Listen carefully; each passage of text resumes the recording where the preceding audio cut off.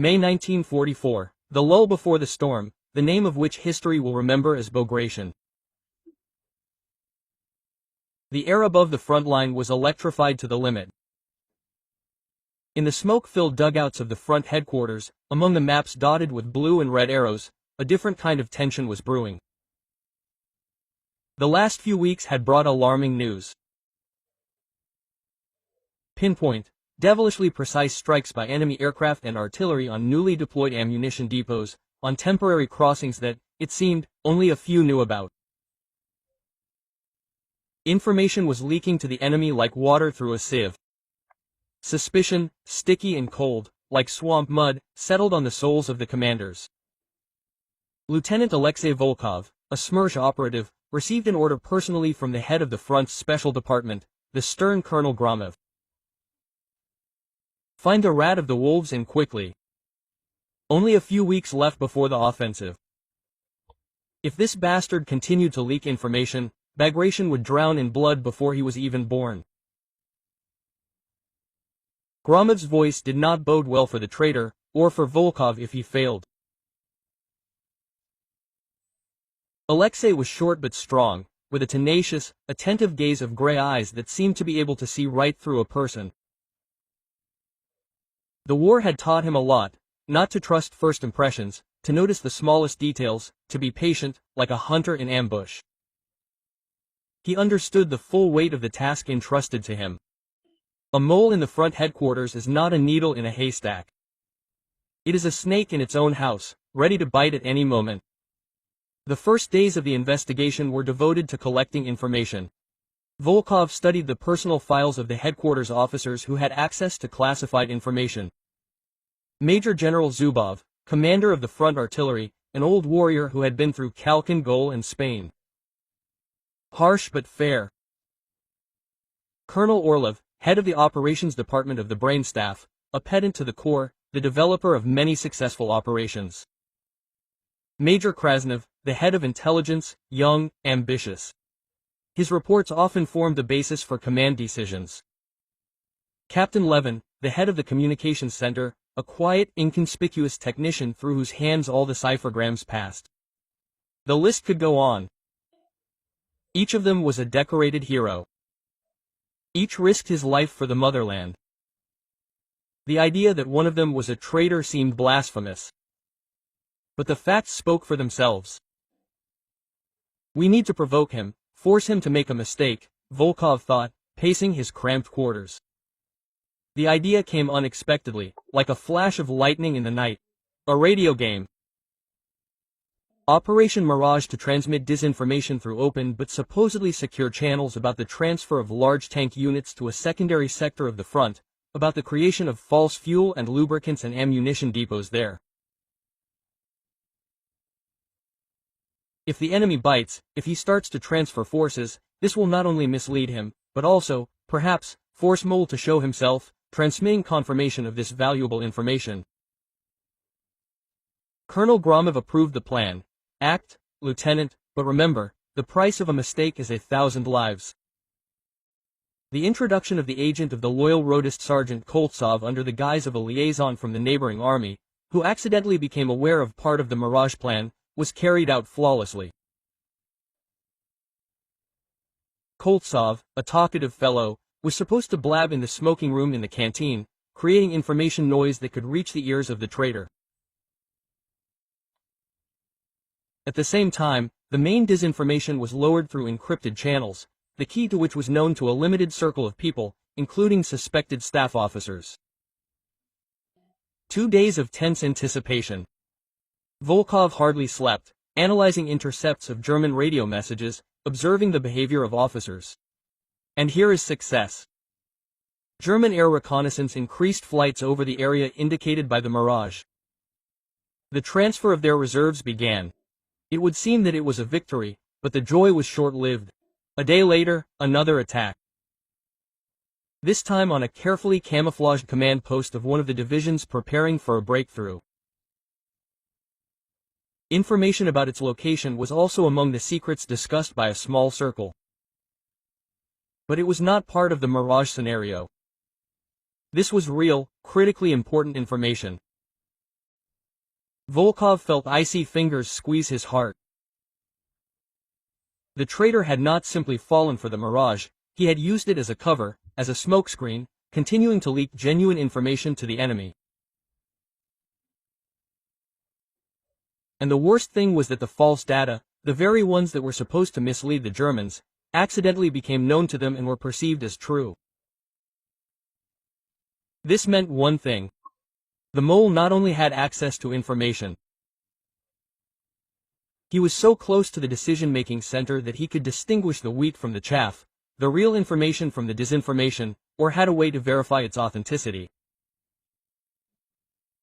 He's here, Alexei realized with cold clarity.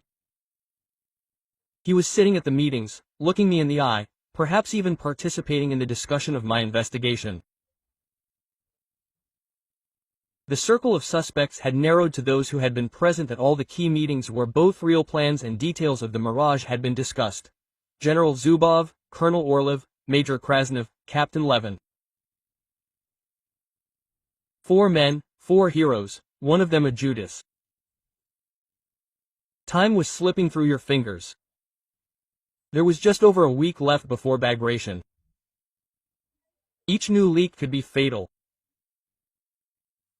Volkov felt Gromov's heavy gaze on him, not my reproach in the eyes of the front commander, Army General Rakosovsky, to whom they were reporting on the failures of counterintelligence. It was necessary to act outside the box, take risks. Alexei decided to go to a bank.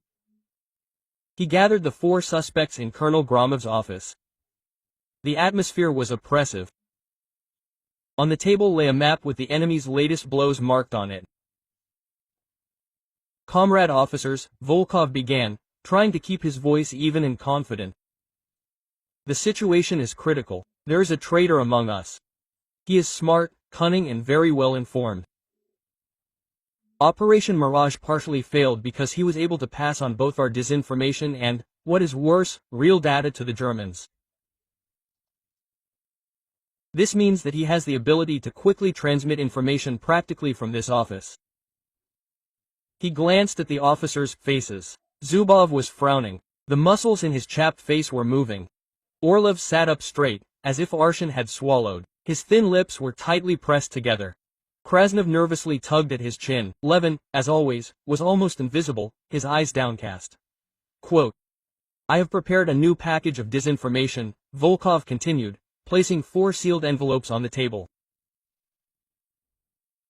Each of them contains a different version of our plans for the same secondary direction. Each version contains a unique detail, known only to the person who opens the envelope. Your task is to familiarize yourself with the contents, remember them and, I repeat, not disclose them to anyone. In 24 hours, we will see which bait the enemy takes the bait. It was a desperate move. If the mole guessed about the trap, he could lie low. But Volkov saw no other way out. He had staked everything on one card. The tension in the room reached its limit. The officers silently took the envelopes. Gromov nodded to Volkov, allowing him to continue. After reading the envelopes, hand them over to me personally. And remember, comrades, a lot depends on your actions now. The day dragged on endlessly. Volkov and his small group of operatives worked themselves to the bone, monitoring German radio activity, analyzing intelligence reports. He hardly left the tiny radio room set up next to Gromov's office. His eyes were going blind, coffee was no longer helping.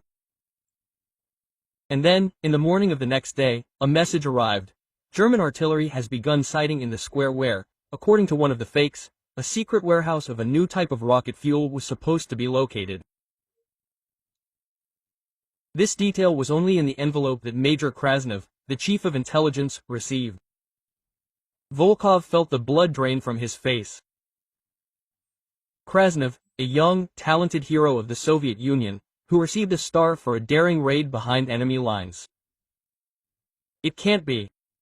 This is some kind of monstrous mistake, but facts are stubborn things. It was Krasny's bait that worked. Alexei, are you sure? Gromov's voice was quiet, but there were steel notes in it. The information has been confirmed from 3 sources. Comrade Colonel, the Germans are hitting the exact coordinates indicated in the disinformation for Krasny. The arrest of the front's intelligence chief is an event and emergency, but there was no time to waste. Krasny was taken right in his office, when he was leaning over a map, quickly marking something. He did not resist, only his face turned ashen gray.